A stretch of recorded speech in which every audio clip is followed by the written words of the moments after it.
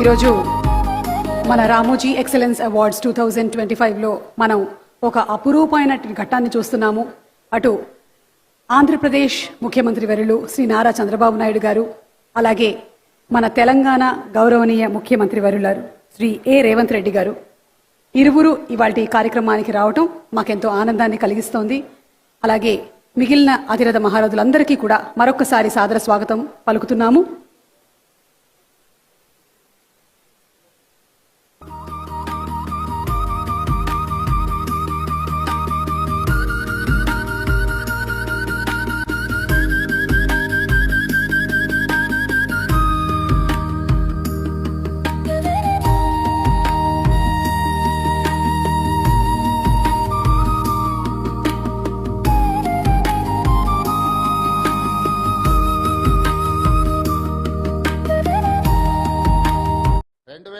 సంవత్సరంలో శాసనసభ ఎన్నికలు జరిగినాయి.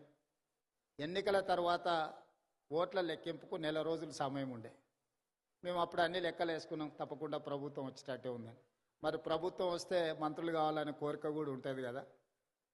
ఈరోజు ఆంధ్రప్రదేశ్లో వాళ్ళు చాలామంది మంత్రులు ఉన్నారు. ఒక నలుగురు మిత్రులను కలిసి రామోజీరావు గారి సమయం తీసుకున్నాం. సార్ మిమ్మల్ని కలవాలనుకుంటున్నాం మేము అని. రాండి అన్నాడు. నలుగురం కలిసి రామోజీరావు గారి దగ్గరకు వచ్చినాం. మా నడక, మా చూపులను బట్టి ఆయనకు అర్థమైంది వీళ్ళేదో మంత్రి పదవులకు పైరవి కోసమే వచ్చినట్టున్నారని. భోజనం పెట్టి కూర్చోబెట్టి మేము అడగని కూడా అడగలే, వారే మొదలు పెట్టారు రాజకీయాలు, ఆ విధంగా ఎన్నికలు, ఫలితాలు ఏ విధంగా వస్తాయి అనేది విశ్లేషణ ఒక రకము. నేను ఇప్పటివరకు ఎవరికి ఎప్పుడు చంద్రబాబు నాయుడు గారికి నేను ఎవరికి మంత్రి పదవి ఇవ్వాలని చెప్పలేదు. నా దగ్గరికి ఎవరు వచ్చినా మంత్రుల కంటే కూడా ఎమ్మెల్యేలకు బాగా రాణిస్తారని నేను సూచన చేస్తూ ఉంటాను.